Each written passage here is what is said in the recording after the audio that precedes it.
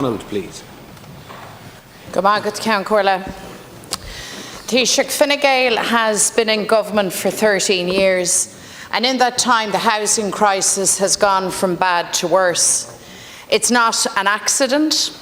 We now have a full-blown housing disaster because the government has the wrong priorities and the wrong policies. And as a result, many workers and families are simply unable to put a secure, affordable roof over their heads. A defining feature of Fine Gael housing policy has been the enrichment of the private players, the big corporate landlords, the cuckoo funds, the vultures. I want to raise one area in which your mismanagement and incompetence in housing looms large. That is your long-term leasing fiasco. Figures released to our housing spokesperson Owen O'Brien reveal the extent of the scandal, and it is shocking. From the government that brought you the most expensive hospital in the world, the yet undelivered Children's Hospital, we now know you have agreed 9,000 leasing deals with property funds for the provision of social housing. The cost, a whopping €3.24 billion. Leasing agreements to last 25 years, and these leases don't come cheap.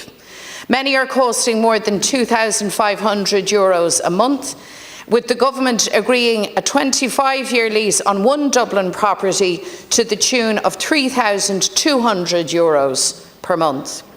And these costs can only be adjusted upwards. They can't come down.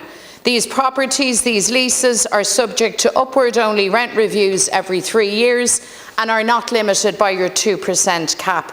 A very, very sweet deal for the property funds. The money forked out by the state on these 25-year deals is often more than the cost of buying the property outright. And here's the kicker, Taoiseach. After handing over billions of taxpayers' public money, when these deals end, the properties go back to the property funds. Wow, you couldn't make this up.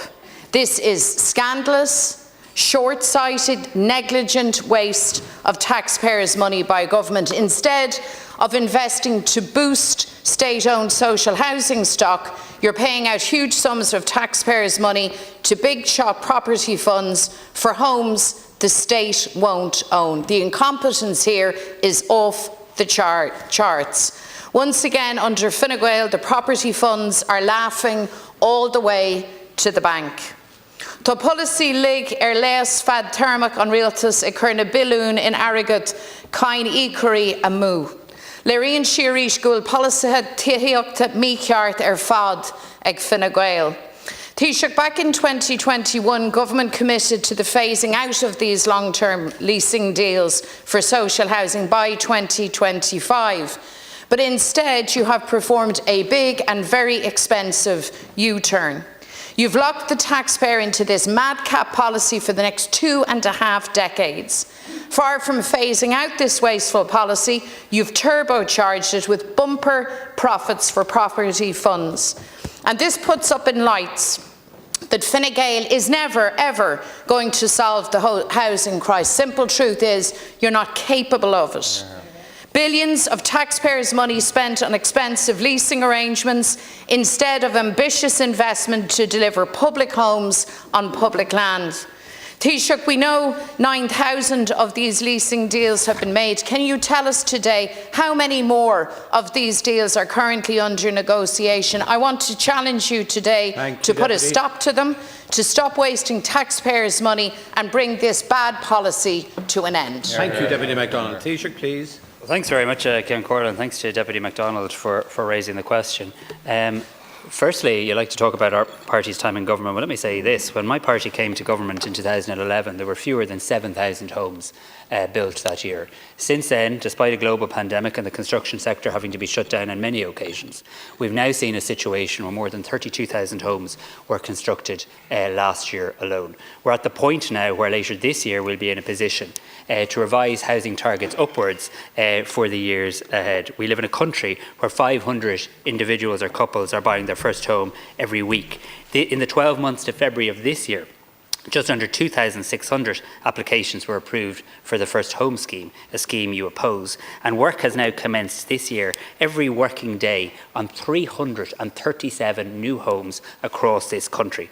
And today the government decided to extend the operation of rent pressure zones for a further year until the 31st of December 2025. So you like to talk about failure, but the statistics actually show very significant progress being made for very many homeowners. In relation specifically to the issue regarding long-term leasing, let me be clear, the phasing out of long-term leasing is well underway, with 3,500 social homes to be delivered through long-term leasing from 2022 to the end of 2025.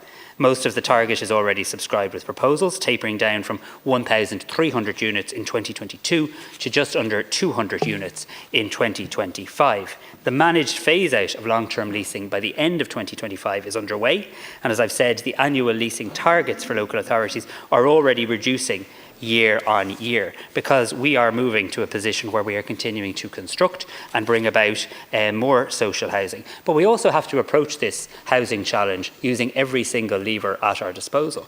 And government shouldn't and doesn't apologise in relation to that. We need to find as many ways as possible of using every possible avenue and pathway to deliver homes for our people, be they social homes, be they affordable homes, be they homes to buy, and with a variety of initiatives that we've already put in place.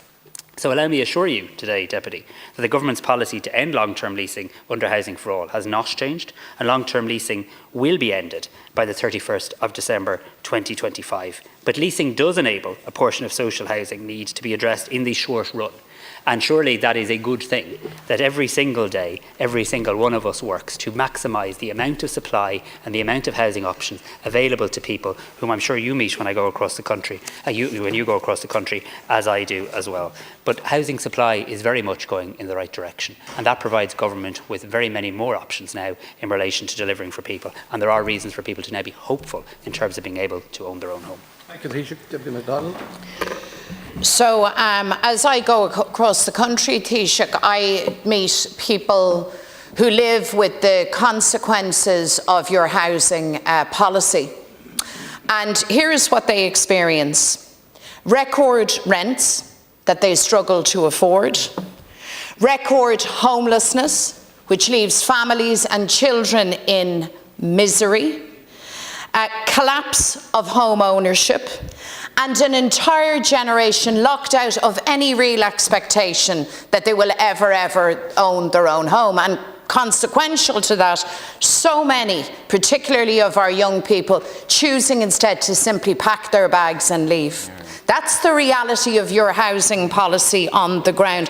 There is nothing short-term about a 25-year lease. I put it to you that there are 9,000 of these wasteful arrangements. I've asked you to tell us how many more are under negotiation. Far from winding this policy down, last year you had more leases than the previous year. So the data tells us that you're moving in the wrong direction. These leases are costly. These leases are ineffective, and they are, as I said earlier, glaring confirmation that Fine Gael and your government will not solve this housing crisis. You will simply make it worse. Thank you, Deputy. Taoiseach.